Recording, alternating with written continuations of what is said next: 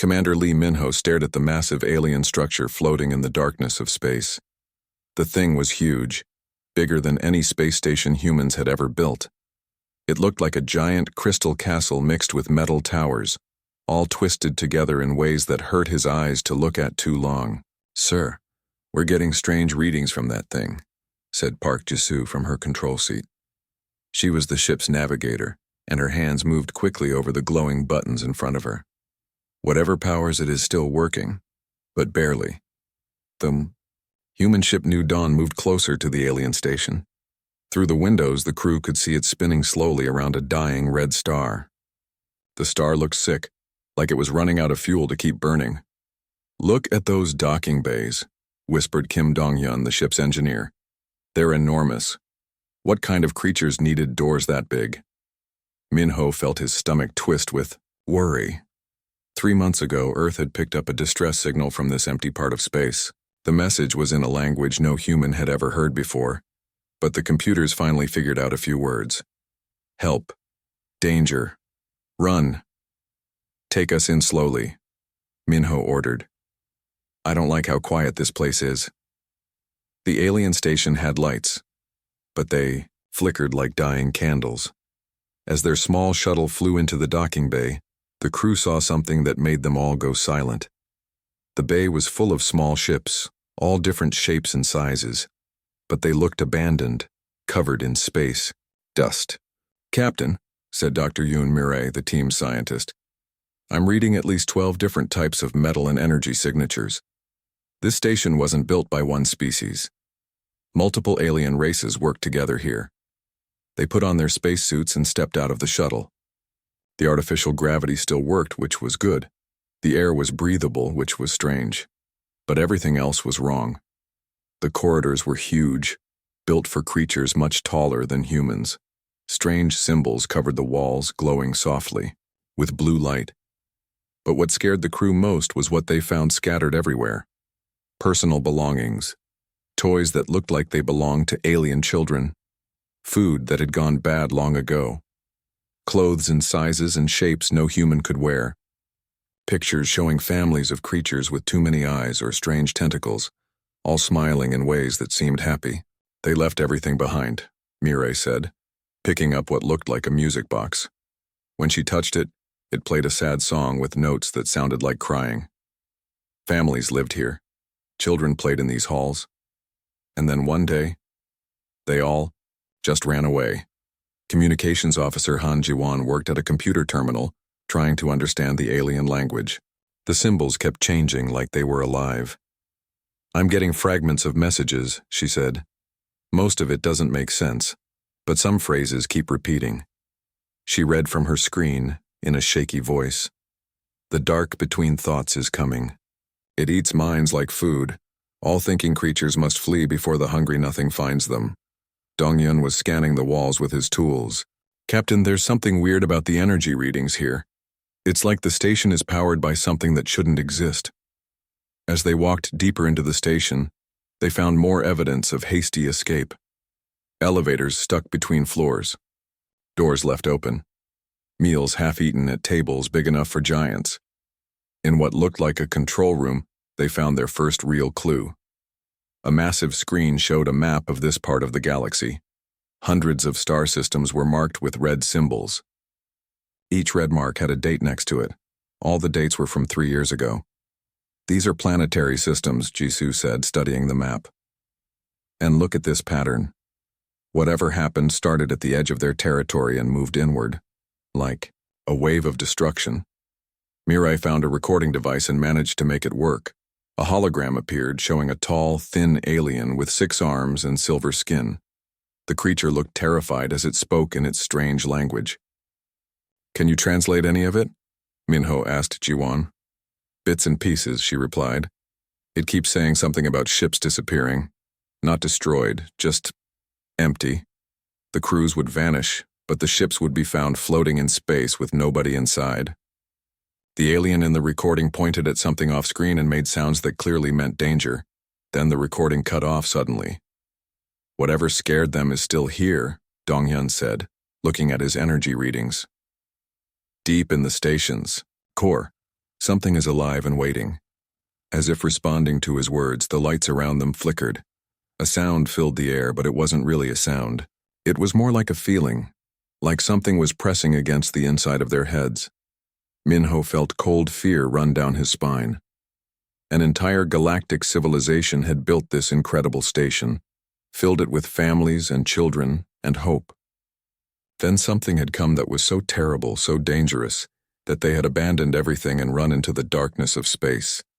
And that something was still here, waiting in the heart of the station, patient as death itself. For 5 days, the human crew explored the abandoned alien station. Each new room they found told the same story of terror and quick escape. Dr. Yoon Mirai spent most of her time in what looked like a giant library, trying to understand the alien. Computers.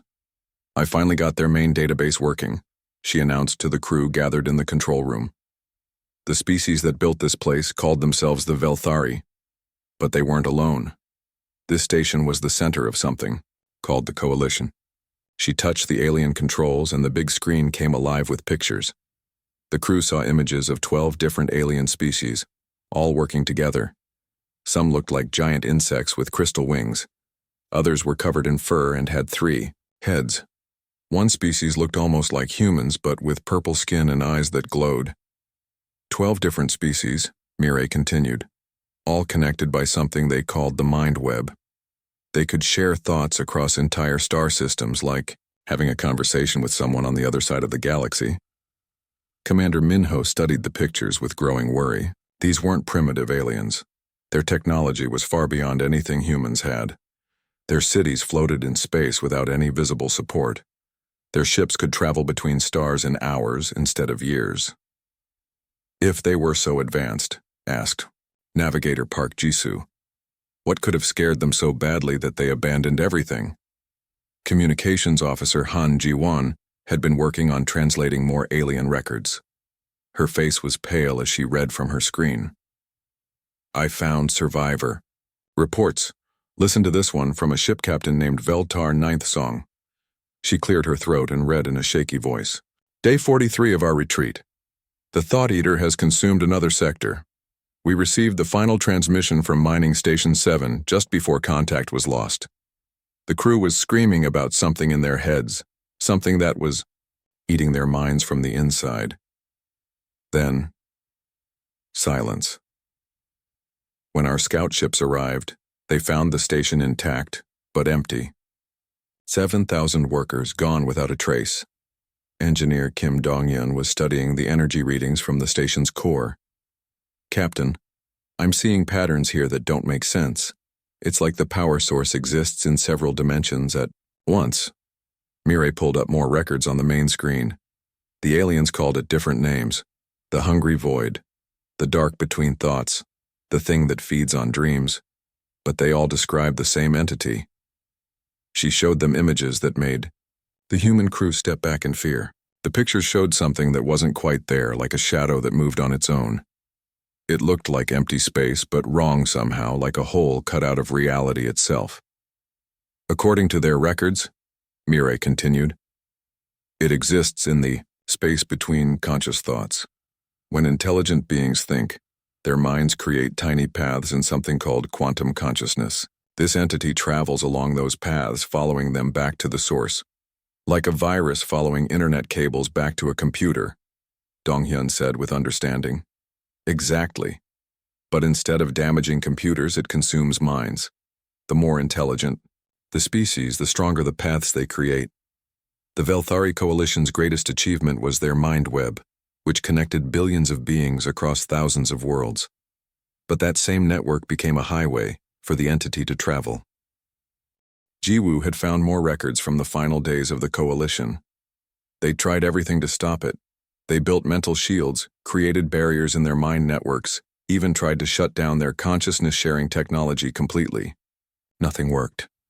The screen showed images of once beautiful alien worlds now empty and silent. Cities that had housed millions stood abandoned, their lights still on but no one home to see them. The entity would arrive at a world and within days, sometimes hours, entire populations would disappear, Mirai explained. Not killed, not taken away, just gone.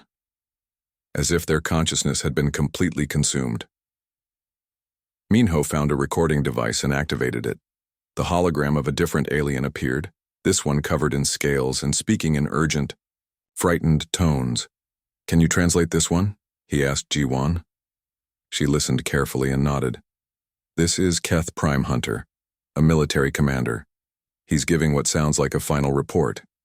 He says their weapons are useless because you can't shoot something that doesn't exist in normal space.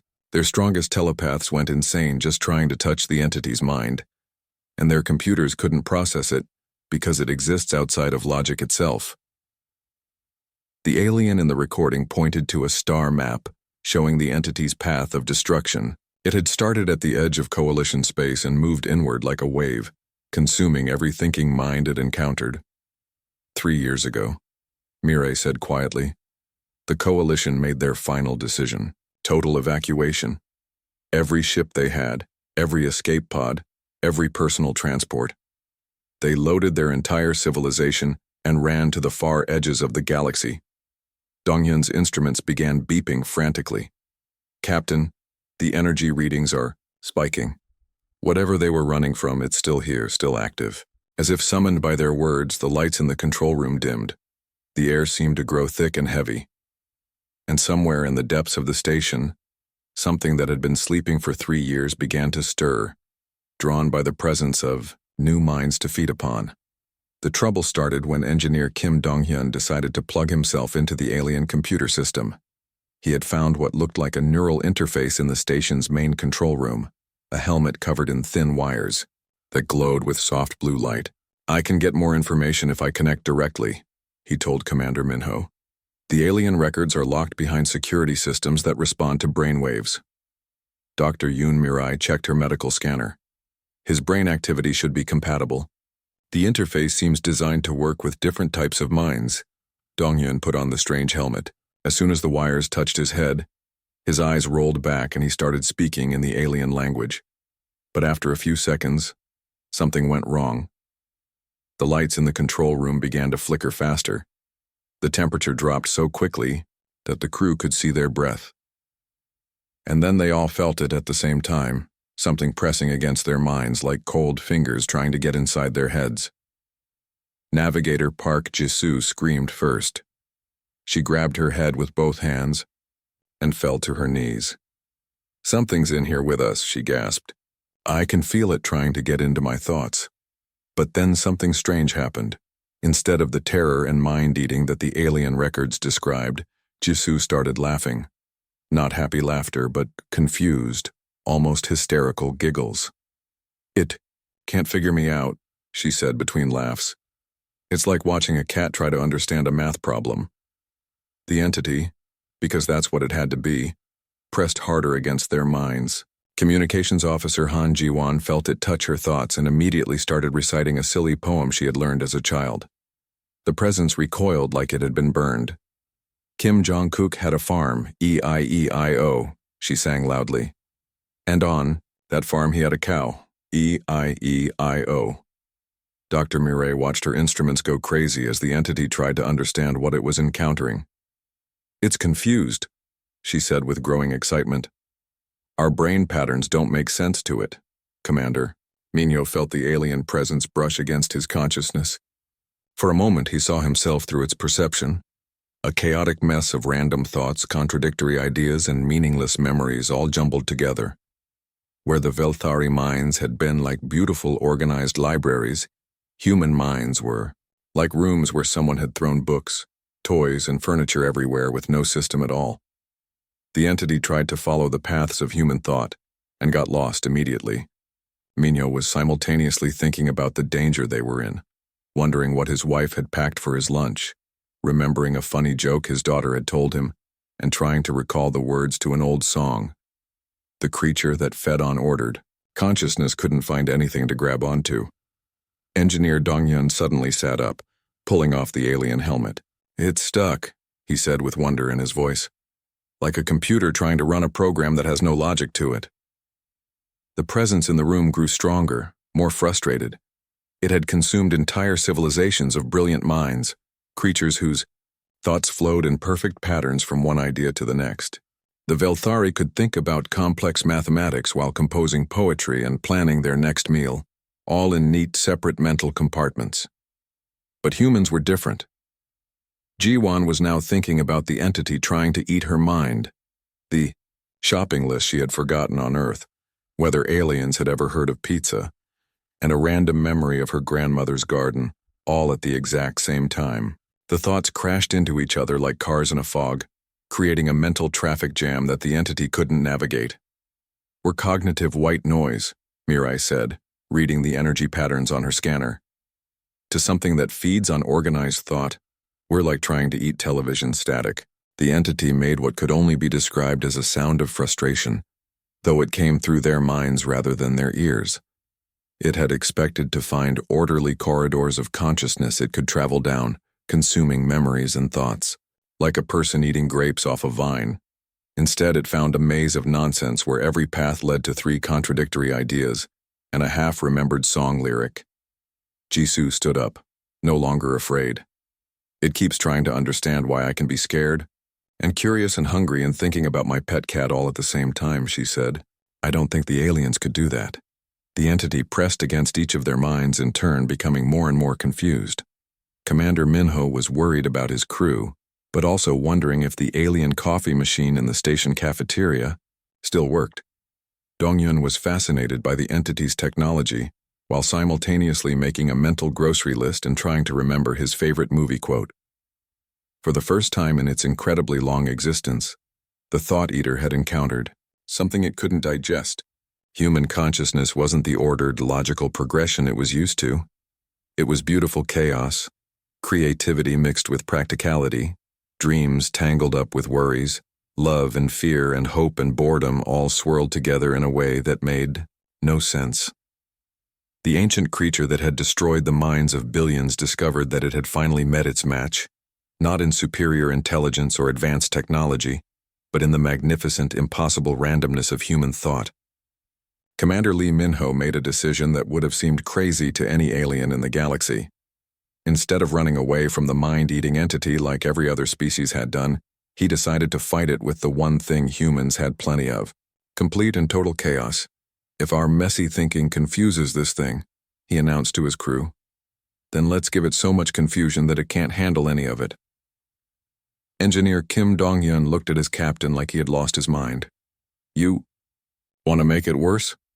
"Sir, this creature destroyed entire civilizations." "Yes, but those civilizations all thought in organized ways," Minho replied. "We don't, and that's our advantage." Dr. Yoon Mirai was already working at the alien computer systems. The station has broadcasting equipment that was designed to send thoughts across the galaxy. If we modify it to send human thoughts instead of alien ones, we could drive this thing completely insane, finished Communications Officer Han Ji-won with a grin. The crew got to work immediately. Dong-yoon rewired the alien broadcasting systems while Mirai programmed them to transmit the most chaotic human thoughts she could think of. Instead of the ordered mental patterns the Velthari had used, they filled the transmission channels with pure human randomness. Navigator Park Jisoo started recording herself reading children's stories, but in the wrong order and mixing up the characters. "Once upon a time, Little Red Riding Hood went to the moon to buy groceries from the 3 little pigs who were actually dragons," she said into the microphone. Jiwan began broadcasting a mix of different types of human music all at the same time. Classical music mixed with rock and roll, mixed with lullabies, mixed with the sound of people arguing about whether pineapple belonged on pizza. Dong-hyun set up speakers throughout the station and started playing recordings of humans doing the most illogical things possible. Children making up nonsense words. Adults debating whether hot dogs were sandwiches. Philosophers arguing about questions that had no answers, but they needed more chaos than 5 humans could create. Minho made a decision that would change everything. "Ji-won, open a communication channel to Earth," he ordered. "We need reinforcements." "Sir?" "Not military reinforcements. We need artists, comedians, musicians, writers, dreamers, and anyone else who specializes in beautiful nonsense." The transmission to Earth was unlike any distress call in human history. Instead of asking for weapons or soldiers, Commander Minho requested the strangest cargo shipment ever assembled. "We need everything that makes no logical sense," he transmitted to Earth Command. jazz music, abstract paintings, poetry that doesn't rhyme, comedy shows, philosophical debates, children's drawings, dream journals, and anything else that would confuse a computer trying to understand human logic. Within 2 weeks, human ships began arriving at the alien station, but these weren't military vessels. They were cargo ships filled with humanity's most beautifully chaotic creations. Artists who painted pictures of impossible things, musicians who made songs with no clear beginning or end, writers who told stories where the main character was a color and the villain was Tuesday. The volunteers were unlike any military force in history. There was an old woman who collected funny-shaped rocks, a man who wrote poetry about his conversations with his pet goldfish, a teenager who could beatbox while solving math problems, a grandmother who told stories that changed every time she told them. Dr. Mireille watched her instruments as they filled the station with human chaos. The entity's energy readings became more and more confused. It's trying to understand a haiku about the sound of rain on Jupiter, while simultaneously processing a painting of a clock made of cheese and listening to someone explain why they think socks have feelings, she reported with barely controlled laughter. The entity, which had spent eons consuming orderly minds, now found itself drowning in beautiful nonsense. Every time it tried to follow a human thought, it led to 17 other thoughts that contradicted each other completely. "It's working," Dongyun said, watching the readings on his scanner. "The entity is getting trapped in loops trying to process our chaos. It's like giving a computer a math problem that has no solution and watching it crash." The human volunteers threw themselves into the task with joy. They filled every corner of the station with the most wonderfully illogical things they could create. A man played violin music backwards while standing on his head. A woman told jokes that were funny only because they made no sense. Children drew pictures of their imaginary friends having tea parties with aliens who looked like purple elephants. The entity's frustration was almost visible. It would reach toward one human mind, get confused by the chaos it found there, then retreat to try another mind only to find even more beautiful disorder. "I think we're giving it the cosmic equivalent of a headache," Jiwan said, watching the creature's energy patterns become increasingly frantic. Commander Minho stood in the center of it all, watching as humanity's greatest weakness became their ultimate strength. They had turned their chaotic, illogical, beautifully messy minds into a weapon that no ordered intelligence could fight against. The galaxy's most feared predator had finally met something it couldn't consume: the infinite, joyful chaos of human imagination. 1 year later, Captain Lee Minho stood on the bridge of his new ship, the Chaos Dream. Through the large windows, he could see something that would have seemed impossible just months ago: alien families returning to their home worlds, protected by human ships filled with the most beautiful nonsense in the galaxy. The fleet around him was unlike anything space had ever seen. Each human vessel carried precious cargo that other species found both terrifying and wonderful. Ship holds were packed with human families who had volunteered to live among the aliens, bringing with them their cats, their music, their children's laughter, and their wonderfully messy way of thinking. "Final report from the outer territories," announced Admiral Park Jisoo, who had been promoted after the success of their mission. She was now in charge of coordinating the strangest military operation in galactic history. "The entity has retreated, completely beyond the galaxy's edge. Long-range sensors show it hiding in the empty space between galaxies, apparently too afraid to come near any system with human presence." Navigator Han Jiwan, now serving as Chief Communications Officer for the entire Human-Alien Alliance, smiled as she read her reports. "The Velthari are calling our method the Beautiful Madness Defense. They still don't understand how we think, but they're very grateful that we think the way we do." Engineer Kim Dong-hyun had become something of a celebrity among the alien races. They called him the Chaos Builder because he had learned to construct devices that broadcast human randomness across entire star systems. These confusion generators had become the most requested technology in the galaxy. "The latest batch of chaos generators is working perfectly," he reported to Captain Minho. The Velthari installed them on their 12 largest space stations. Each one broadcasts a constant stream of human children singing nursery rhymes mixed with jazz music and people arguing about whether cereal is soup. Dr. Yoon Mirai had spent the past year studying how human minds affected the entity. She had become the galaxy's leading expert on what the aliens now called defensive consciousness chaos. The creature's retreat pattern is fascinating, she explained to the gathered officers. Every time it encounters human thought patterns, it immediately flees in the opposite direction. It's like watching a predator discover that its favorite prey has suddenly become poisonous. But the real success story was happening on the planets themselves. The first joint human-alien colony had been established on Velthar Prime, the former capital world of the Coalition. Children from both species played together in parks, their combined laughter creating a protective barrier that no mind-eating entity would dare approach. Captain Minho walked through the colony's central market, where human vendors sold impossible things to alien customers. An old human woman had set up a stall where she sold bottled dreams, actually just colored water in pretty jars, but the aliens loved them because the idea made no logical sense. A young human artist painted portraits of aliens as they imagined themselves to be, creating pictures that were technically wrong but emotionally perfect. Ambassador Chen sends her regards from the new Galactic Council, Dr. Mirai reported as they walked.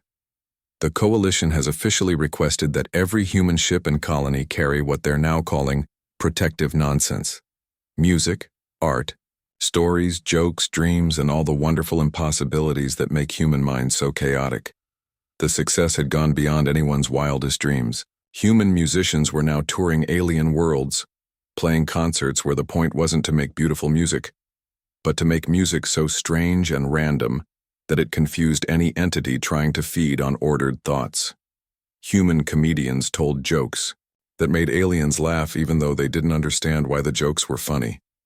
In the colony school, human children taught alien youngsters how to play games with no rules, how to draw pictures that looked like nothing in particular, and how to tell stories where the ending changed every time you told it.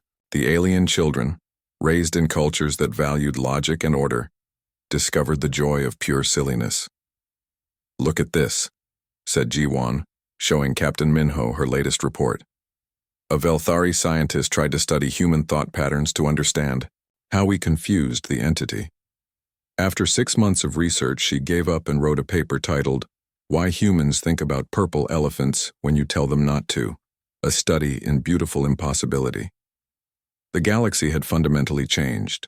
What had once been seen as humanity's greatest weakness, their inability to think in straight lines, their tendency to hold contradictory ideas, their love of things that served no practical purpose, had become the most valuable defense system in known space. Captain Minho visited the memorial they had built for the billions of alien minds lost to the entity. It was designed by a human artist who had never seen alien architecture, so it looked like nothing that should be able to stand up, but somehow did anyway. Alien visitors often stood there for hours, trying to understand how something so chaotic could be so beautiful. As night fell over the colony, Captain Minho listened to the sounds of two species learning to live together. Human children were teaching alien youngsters to sing songs about nonsense. Alien parents were learning to appreciate human bedtime stories that had no moral, and ended with, "And then everyone had ice cream." The galaxy was safe, protected not by weapons or shields, but by the infinite, joyful chaos of human imagination. And somewhere in the darkness between galaxies, an ancient predator hid in fear of the one thing it could never understand or consume, the beautiful madness of minds that refused to make sense.